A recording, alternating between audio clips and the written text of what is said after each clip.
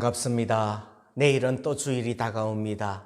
주님 안에서 경건하게 주일 맞을 준비할 수 있기를 소원합니다. 오늘은 잠언 31장을 봉독해 드리겠습니다. 르무엘 왕이 말씀한 바 곧 그의 어머니가 그를 훈계한 잠언이라. 내 아들아, 내가 무엇을 말하랴? 내 태에서 난 아들아, 내가 무엇을 말하랴? 서원대로 얻은 아들아, 내가 무엇을 말하랴? 네 힘을 여자들에게 쓰지 말며 왕들을 멸망시키는 일을 행하지 말지어다. 르무엘아, 포도주를 마시는 것이 왕들에게 마땅하지 아니하고 왕들에게 마땅하지 아니하며 독주를 찾는 것이 주권자들에게 마땅하지 않도다. 술을 마시다가 법을 잊어버리고 모든 곤고한 자들의 송사를 굽게 할까 두려우니라. 독주는 죽게 된 자에게, 포도주는 마음에 근심하는 자에게 줄지어다. 그는 마시고 자기의 빈궁한 것을 잊어버리겠고 다시 자기의 고통을 기억하지 아니하리라. 너는 말 못하는 자와 모든 고독한 자의 송사를 위하여 입을 열지니라. 너는 입을 열어 공의로 재판하여 곤고한 자와 궁핍한 자를 신원할지니라. 누가 현숙한 여인을 찾아 얻겠느냐? 그의 값은 진주보다 더하니라. 그런 자의 남편의 마음은 그를 믿나니 산업이 핍절하지 아니하겠으며, 그런 자는 살아있는 동안에 그의 남편에게 선을 행하고 악을 행하지 아니하느니라.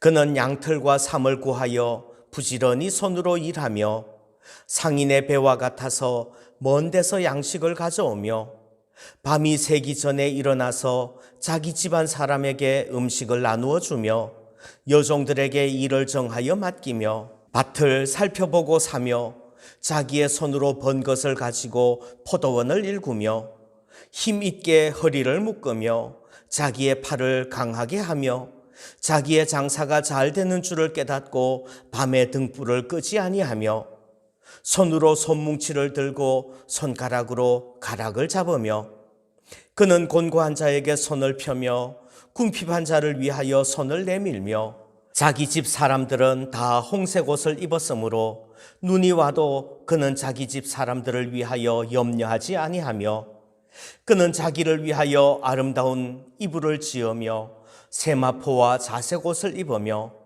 그의 남편은 그 땅의 장로들과 함께 성문에 앉으며 사람들의 인정을 받으며 그는 배로 옷을 지어 팔며 띠를 만들어 상인들에게 맡기며 능력과 존귀로 옷을 삼고 후의를 웃으며 입을 열어 지혜를 베풀며 그의 혀로 인애의 법을 말하며 자기의 집안일을 보살피고 게을리 얻은 양식을 먹지 아니하나니 그의 자식들은 일어나 감사하며 그의 남편은 칭찬하기를 덕행 있는 여자가 많으나 그대는 모든 여자보다 뛰어나다 하느니라.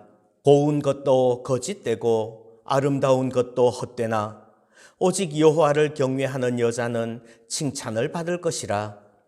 그 손의 열매가 그에게로 돌아갈 것이요 그 행한 일로 말미암아 성문에서 칭찬을 받으리라. 아멘. 오늘은 현숙한 여인이라는 제목으로 함께 은혜를 나누려고 합니다. 10절 말씀을 보면 이렇게 말씀을 합니다. 누가 현숙한 여인을 찾아 얻겠느냐?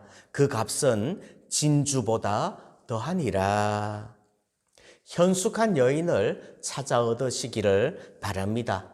또 현숙한 여인이 되시기를 바랍니다. 인생에서 결혼 잘하는 것은 참 중요한 일이에요.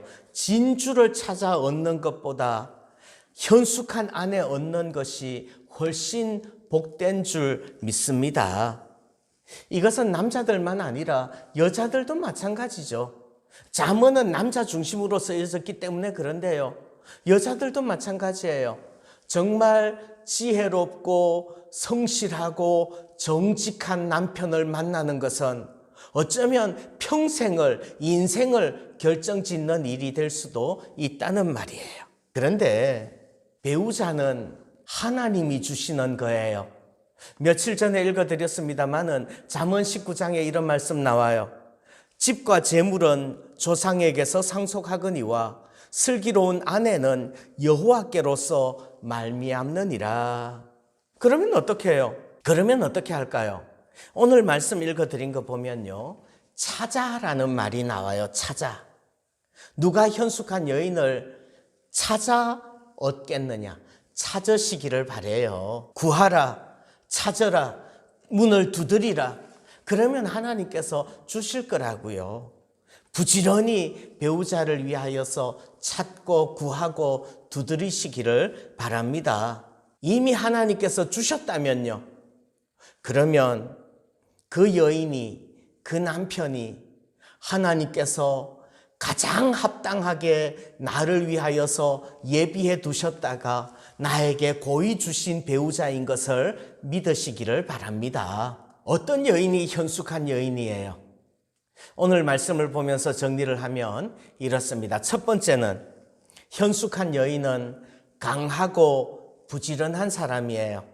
우리가 흔히 생각하듯이 여리고 부드럽고 예쁘고 뭔가 도와줘야 될 그런 이미지가 아니라, 잠언에서 이야기하는 현숙한 여인은 강하고 오히려 집안을 지키고 보호해주고 챙겨주는 그런 이미지로 나타납니다. 두 번째, 현숙한 여인은 남편에게 신실한 거예요. 11절 말씀 보면 남편이 그를 믿는답니다. 12절 말씀에요, 남편에게 선을 행하고 악을 행하지 않는답니다. 23절이요, 그래서 남편을 사회적으로 인정받도록 세워주죠. 28절이요, 그래서 자녀들은 감사하고요, 그 남편이 칭찬한답니다. 어떻게 칭찬해요? 덕행 있는 여자가 많으나 그대는 모든 여자보다 뛰어나다 하느니라.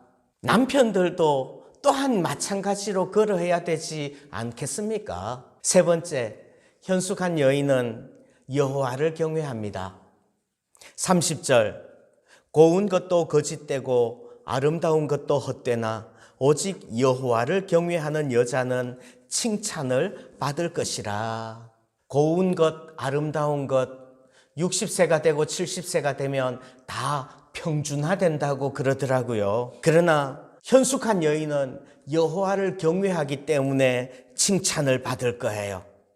20절 말씀처럼 여호와를 경외하기 때문에 곤고한 자에게 손을 펴며 궁핍한 자를 위하여 손을 내미는 거죠. 여러분들, 현숙한 아내, 정말 지혜로운 남편 될 수 있기를 축복합니다. 우리의 가정이 천국이 될 것을 믿습니다.